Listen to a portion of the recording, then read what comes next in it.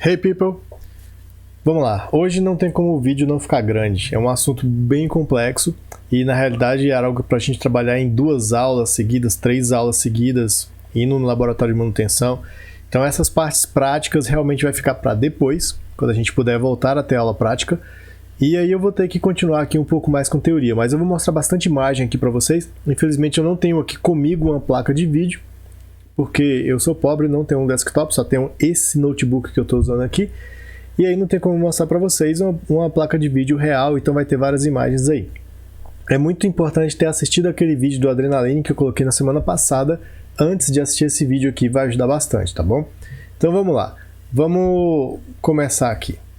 Bom, o que nós temos? Quando a gente fala placa de vídeo, placa gráfica ou aceleradora gráfica, é a mesma coisa. Há um tempo atrás se falava até em placa 3D ou aceleradora 3D. É tudo placa de vídeo, tá bom?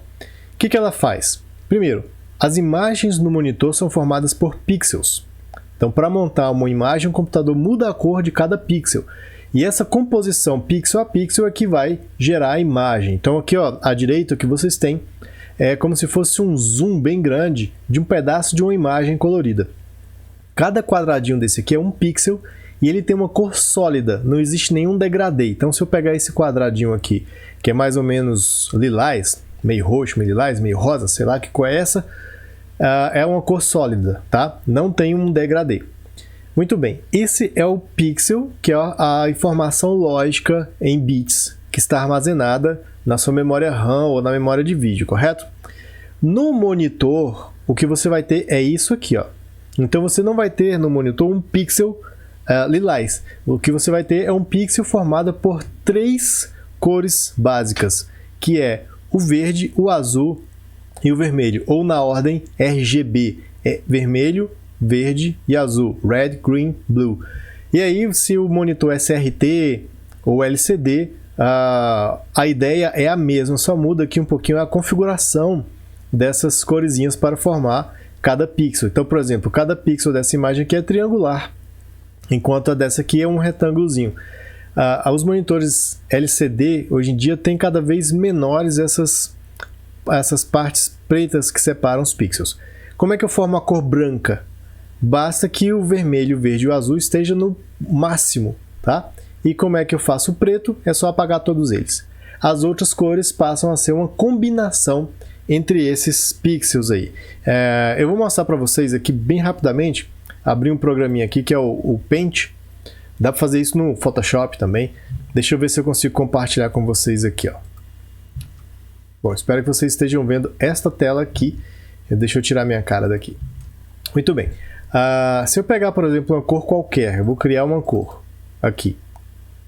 Editar cores.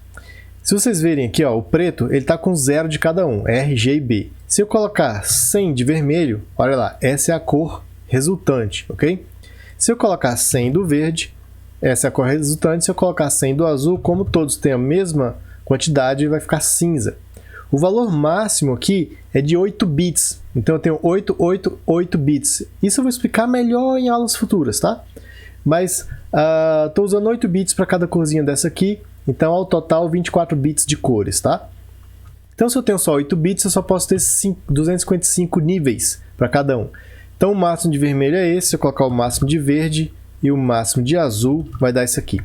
E aí é importante a gente ter em mente que pixels, ou melhor dizendo, cores são diferentes de luzes, tá? Numa paleta de cores de pintor, o que você vai ter de cor básica no lugar do verde aí é o amarelo.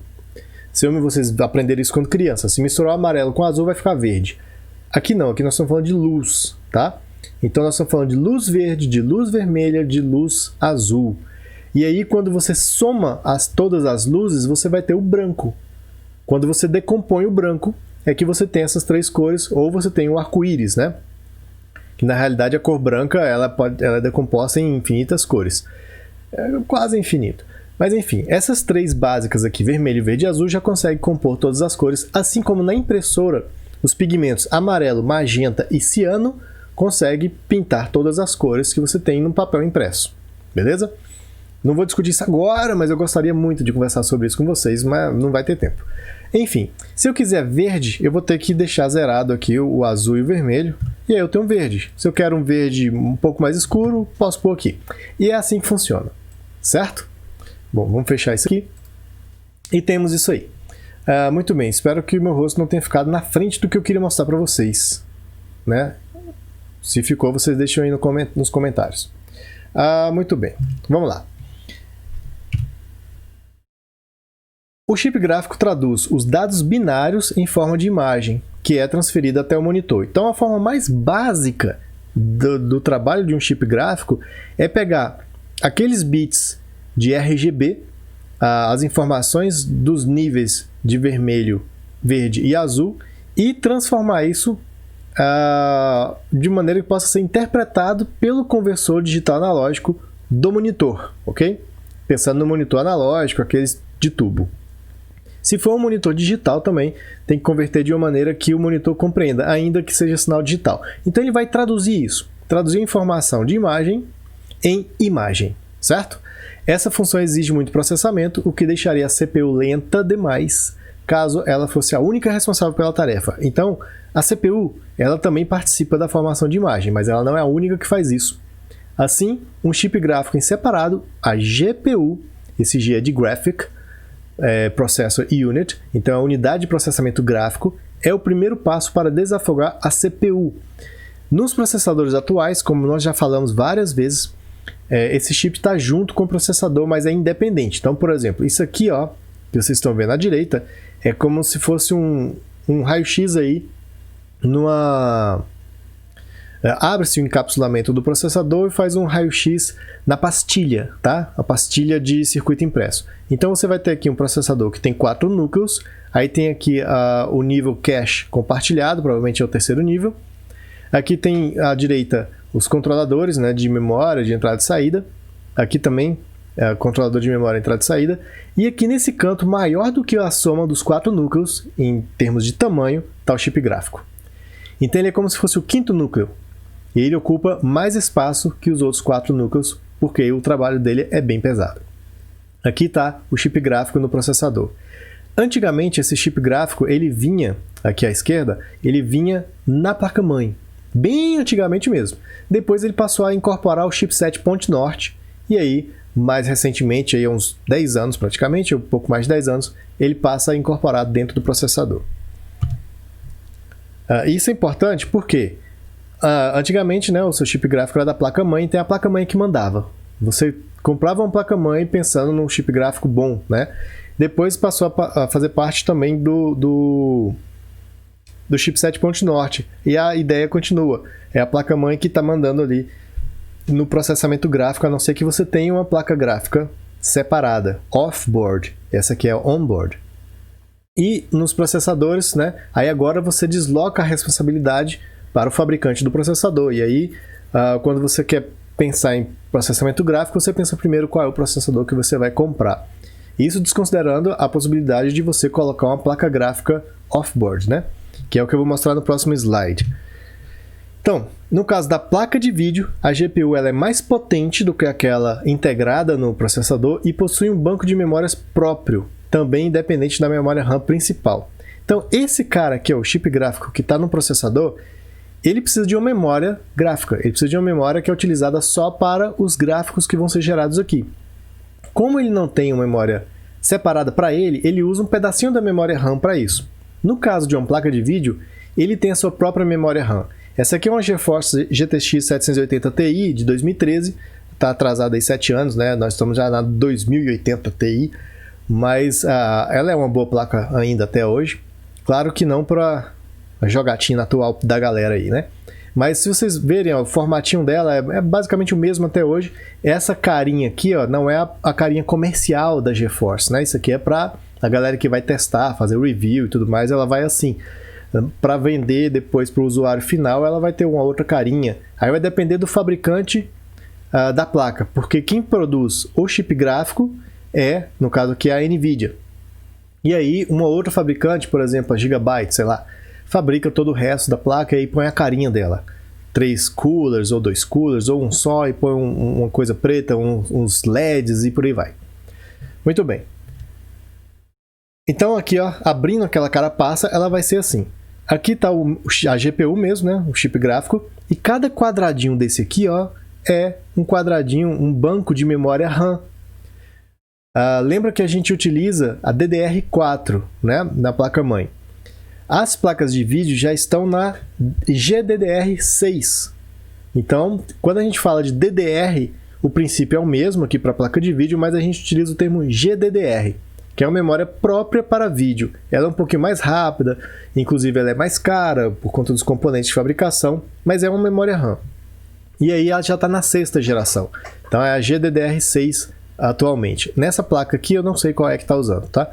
Mas enfim, vamos supor que isso aqui fosse uma placa de 6 GB de memória dedicada de vídeo. Então eu tenho 12 quadradinhos aqui, possivelmente cada um deles tem 512 megabytes de memória, ok? Uma suposiçãozinha.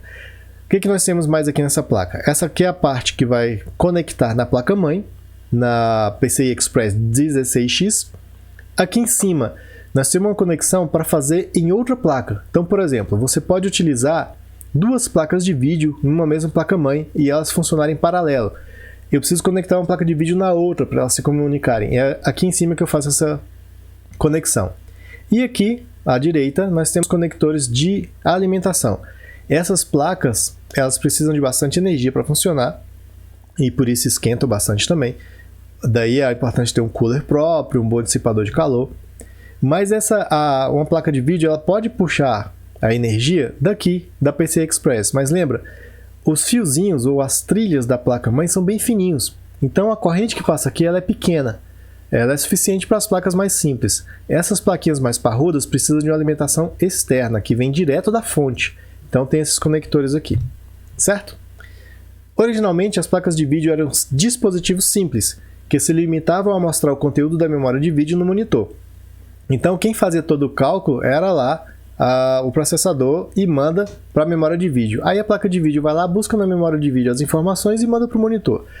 Então a memória de vídeo continha um simples bitmap da imagem atual, exatamente aquilo que eu expliquei para vocês. Bitmap é mapeamento de bit. É pixel a pixel, qual é o valor de cor daquele pixel.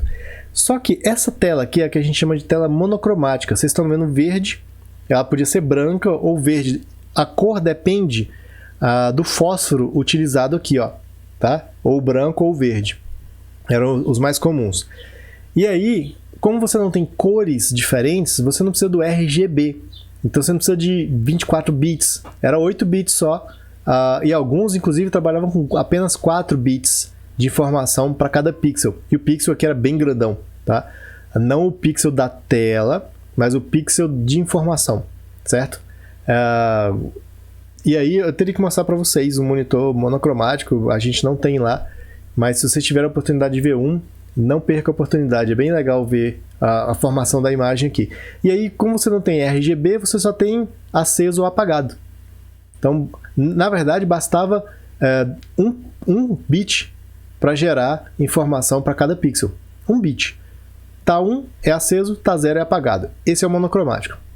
Quando começou a ter o que a gente continua chamando de monocromático, mas na real você tinha níveis de cinza ou às vezes níveis de verde, aí passaram a usar 4 bits para cada pixel, que você tinha do preto ao branco 4 níveis. Então, o preto, um cinza, outro cinza e o branco. Isso com 2 bits, né? Depois 4 bits, 8 bits e por aí vai.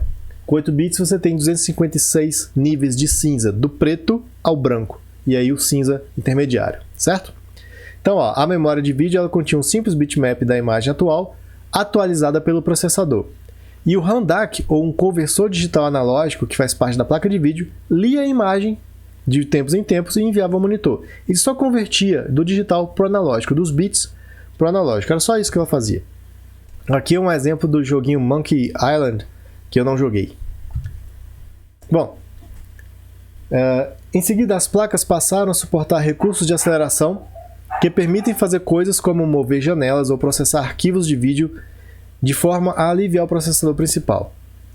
Esses recursos melhoraram bastante a velocidade de atualização da tela, em 2D ainda, tornando o sistema bem mais responsivo. Aqui vocês estão vendo a telinha do Windows. Então essa ideia de você clicar e carregar uma janelinha, quem precisa trabalhar com isso aí é a gente está chamando de placa de vídeo aqui, mas é o chip gráfico, tá? Esteja ele no processador ou numa placa separada. Bom, finalmente as placas passaram a suportar os recursos 3D, por isso elas passaram a ser chamadas de placas aceleradoras 3D, mas é placa de vídeo. As imagens em 3 dimensões elas são formadas por polígonos. Quem já jogou PlayStation 1 já viu que é tudo quadrado, na verdade triangular, né? PlayStation 2 ainda tinha um pouco disso, o 3 deu uma melhorada incrível e o 4 nem se fala, né? Bom, cada polígono ele tem sua posição na imagem, então ele tem um tamanho e tem uma cor específica, tá? Então polígono não tem degradê, ele tem uma cor específica. Na verdade, dá para fazer um degradê, mas papo para outra hora. Para tornar a imagem mais real, são também aplicadas texturas sobre os polígonos. O que é uma textura? Uma textura é uma imagem 2D aplicada sobre um conjunto de polígonos. O uso de texturas permite que um muro realmente tenha o aspecto de um muro de pedra. Por exemplo, então podemos usar a imagem de um muro real sobre os polígonos. Quem já jogou Doom, ou Quake, ou esses jogos mais antigos, era mais ou menos 3D, a gente chama de 2D e meio, e as texturas são aplicadas ali de forma que você tenha uma visão mais realista para a época, né? Sei que hoje vocês vão achar nada realista. Eu vou mostrar algumas imagens explicando melhor isso. Então, quanto maior o número de polígono e quanto melhor for a qualidade das texturas aplicadas, melhor será a qualidade final da imagem, mas isso custa processamento, isso custa memória, tá? Bom, essas imagens eu tirei da minha dissertação de mestrado. Se algum de vocês quiserem dar uma olhadinha na minha dissertação, eu fiz uma modelagem 3D para mapeamento cerebral, quando eu estava fazendo engenharia. Quer dizer, depois do curso de engenharia, né? Se alguém tiver curiosidade, depois eu posto aí a dissertação. Mas essas imagens aqui, vocês estão vendo o seguinte. Isso aqui é um rosto humano, uma cabeça humana. Ela é formada por polígonos. Aqui vocês estão vendo esses polígonos com 4 lados, mas na real, os polígonos vão ter 3 lados, são triangulares. E essa cabeça ela tem uma localização espacial, então eu preciso definir a localização 3D dela. Quem faz isso é o processador, mas só para vocês entenderem o que é a aplicação de textura. Então você tem essa cabeça aqui cheia de polígonos, cada triângulozinho desse aqui então é o polígono que a gente está falando. E aí eu vou aplicar essa textura, essa cor meio bege, meio cinza, sobre a cabeça. E essa cor mais amarelada, meio dourada, sobre as bolinhas. Ao aplicar a textura fica assim, ok? Só que reparem que vocês têm sombra e tudo mais. Essas sombras e luzes não é efeito da textura, é efeito de iluminação ambiente do ambiente virtual aqui, tá? E aí você também tem cálculos de iluminação, que é um outro cálculo diferente do cálculo de aplicação de textura.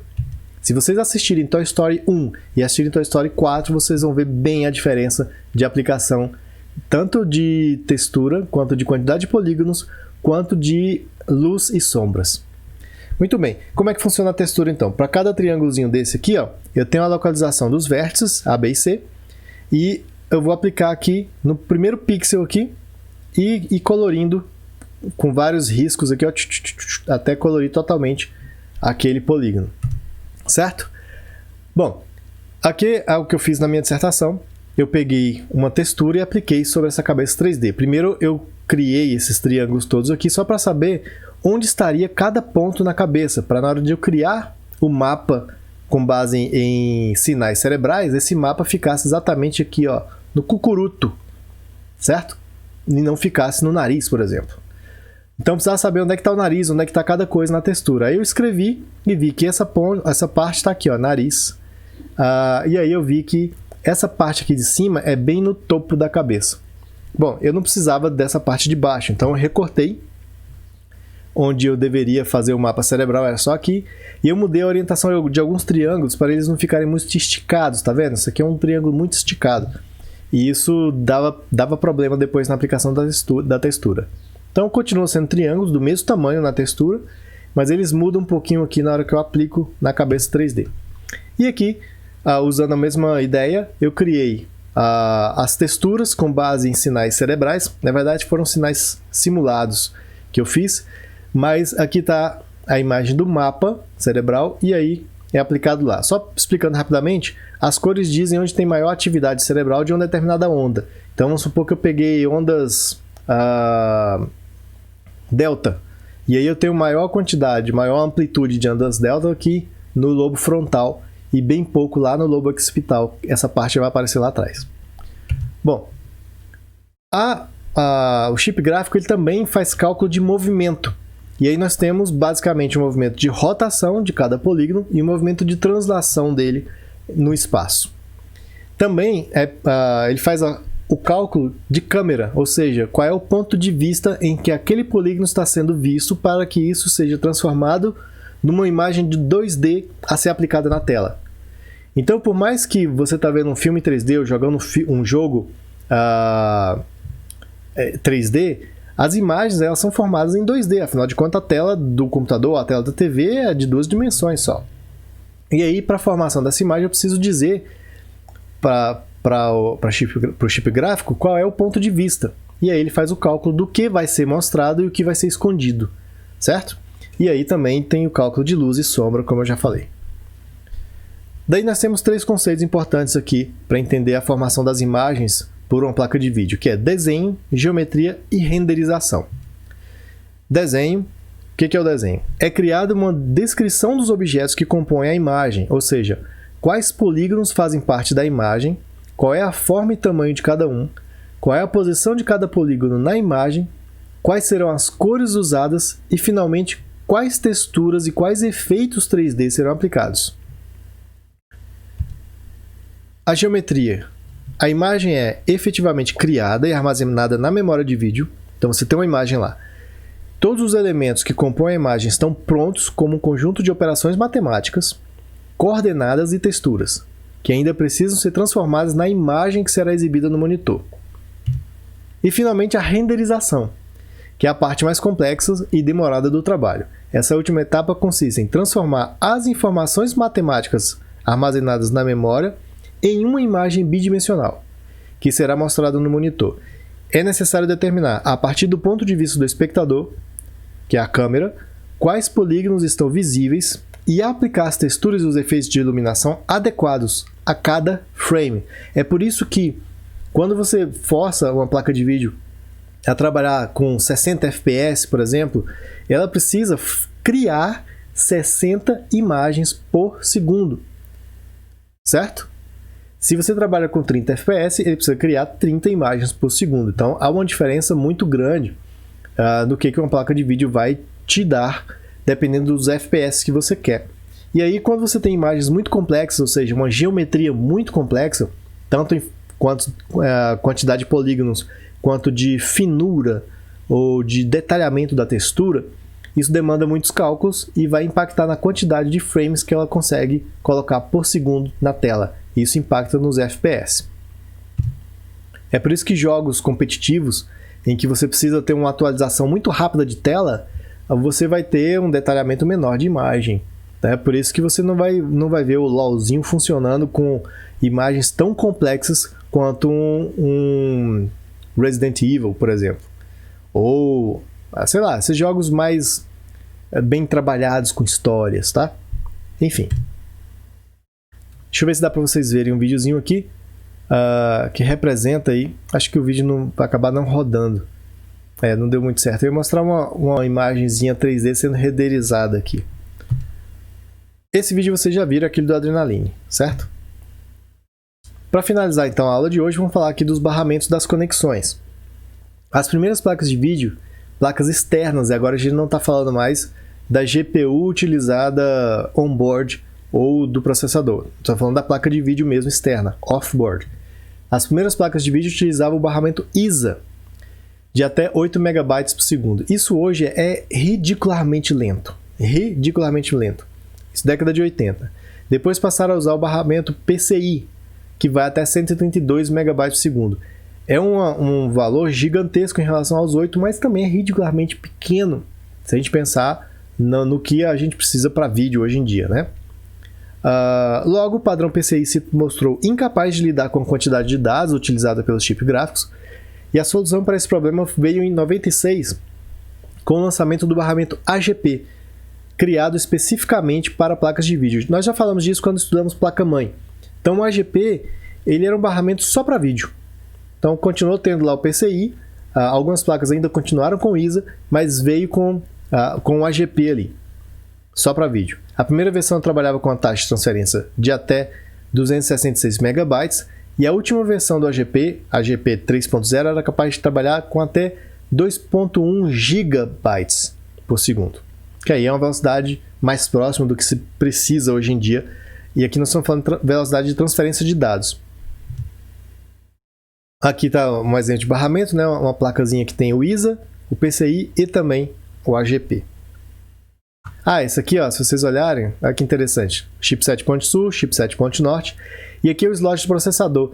Eu não sei se todos viram isso lá no laboratório, eu mostrei para alguns. O Pentium 2, o Pentium 4 também acho que saiu assim. Lançou processador em soquete. Ele era encaixado tipo uma memória RAM aqui, só que bem gordinho, né? Ao invés de ser encaixado horizontalmente aqui, ele era na vertical. Aqui um comparativo para vocês verem as versões AGP. Então é interessante notar que uma placa, se ela tivesse esses dois chanfros aqui, esses dois entalhos, ela poderia ser colocada em qualquer um dos dois aqui, mas algumas placas tinham só um entalhe, e aí significava que essa placa funcionava só com 3,3 volts ou só com 1,5 volt. Enquanto que esse barramento aqui, independente da placa, iria fornecer a atenção que a placa precisasse. Aí a AGP foi melhorando e nós temos outras versões aí, a AGP Pro Universal, que é essa última aqui. Como eu falei, a AGP também ela deixou de ser usada um tempo aí. Aliás, há bastante tempo já não é usada. Ela não resistiu à tecnologia PCI Express, que se destaca por estar disponível em vários modos. 1x, 2x, 8x, 16x, até 32x. O mais comum aí é até 16x, e as placas, algumas são bem mais caras, que vão até 32x. Dispositivos que trabalham com taxas menores de transferência de dados podem utilizar o PCI Express 1x, por exemplo, placa de rede, né? E placas de vídeo, no entanto, trabalham com PCI Express 16x, que permite taxa de transferência de cerca de 4 GB por segundo. Então veja, pouco mais de 2 vezes uma AGP, mas já é bastante. O legal da PCI Express é a versatilidade dela. A AGP era só para vídeo, a PCI Express serve também para vídeo. A versão 3.0 da PCI Express chega a 32 GB por segundo. Eu não sei em qual versão está hoje em dia, se vocês quiserem pesquisar, posta lá nos comentários, tá? Aqui, ó, comparação. Uma AGP, aqui a conexão AGP e aqui uma PCI Express. Eu não sei se no vídeo aí vocês vão conseguir ver. Isso aqui era coisa para mostrar ao vivo, gente. Mas vocês vão ter a oportunidade, se Deus quiser, na frente para a gente ver isso lá no laboratório. Mas a AGP, a pinagem dela ela é alternada, tá vendo? Tem um pino aqui e outro em cima, um embaixo e um em cima, um embaixo e em cima. O que faz com que ela seja mais compacta, né? Ocupe menos espaço aqui horizontalmente. Mas dá possibilidade de mau contato e outros ruídos. E a PCI Express não, é um pinozinho por vez aqui, um do lado do outro. E, como eu falei para vocês, ela é mais versátil. Então tá aí umas diferençazinhas entre elas.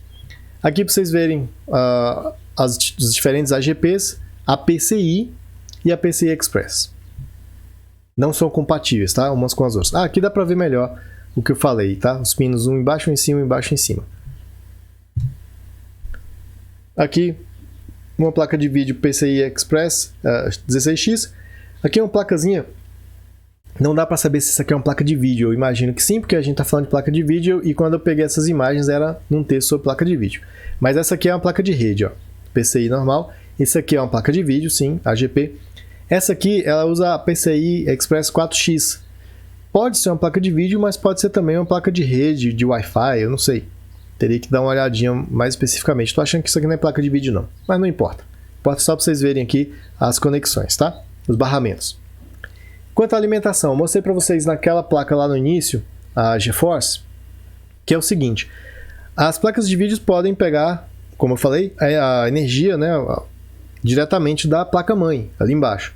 Mas se precisar de mais, e as placas mais parrudas precisam, você precisa ter essa conexão que vem direto da fonte de alimentação. Então, quando a interface PCI Express não consegue suprir a demanda de energia da placa de vídeo, utiliza-se uma conexão de alimentação direta com a fonte. Então, às vezes, você vai ter uma placa de 6 pinos ou de 8 pinos, certo? Por fim, Conexão externa da placa de vídeo para o monitor. Então nós temos aqui alguns padrões, algumas interfaces. VGA, S-Video, essas duas são analógicas, ou seja, o sinal que sai daqui não é digital, é analógico, vai direto para o monitor. Pode ser um monitor de tubo, que era um monitor totalmente analógico. Esse S-Video ele vai direto para o analógico mesmo, para televisão, inclusive, esse vídeo que usa. Mas também pode ser que o monitor seja digital. O monitor LCD ele é um monitor digital, mas a entrada dele de dados de vídeo é analógica, tá? Pensando nos monitores mais antigos aí. Então o que acontece? A placa de vídeo vai transformar o digital em analógico, vai trafegar aqui em analógico e lá no monitor vira digital de novo, quando é um monitor digital. Então essas duas conexões são analógicas. Essa aqui, ó, é a DVI. Então nós temos aqui 4 DVIs. Aqui, aqui, aqui e aqui embaixo. Essas DVIs que tem esses 4 pontinhos aqui, ó, que é a verde, essa preta e essa vermelha, esses 4 pontinhos são sinais analógicos, RGB, e um quarto sinal, que se eu não me engano, ou é nível de amarelo, aí eu tenho que estudar porque eu não lembro agora, ou é nível de brilho. Tá? Acho que não é de transparência, não. Enfim, isso significa que você pode converter essa saída em analógico se você tiver um conversor para isso. Já essa aqui manda só o sinal digital. Nós temos aqui o DisplayPort, não pegou muito o DisplayPort e o Mini DisplayPort, e nós temos a HDMI. Nós temos aqui 3 placas de vídeo, tá? Porque as duas de baixo são mais gordinhas. Quais que são as conexões ou as interfaces usadas hoje em dia? VGA, HDMI, ponto. As outras existem, pode ser usada para alguma finalidade, mas por que a HDMI é tão interessante? Porque o áudio vai junto. Áudio de qualidade, e além de ser serial, a DVI é paralela, a VGA é paralela, esse vídeo é serial, desculpa, a VGA é serial também, mas ela tem outras conexões junto aqui. A HDMI, ela tem uma velocidade muito alta de transferência de dados, dá para transferir até 4K aqui tranquilo. Eu não sei como é que está a tecnologia 8K hoje em dia, mas a 4K a HDMI dá conta. E ela manda o áudio junto, áudio de qualidade, tudo digital. E é isso, por enquanto, os cabos são esses aí, então para HDMI, para VGA, para S-Video, para DVI. E aqui é o que eu falei para vocês, um conversorzinho, que ele converte de DVI para VGA, tá?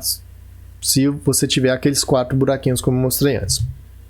Próxima aula a gente continua e aprofunda um pouco mais nesse assunto aí, que é super bacana. Beleza? Até a próxima, galera!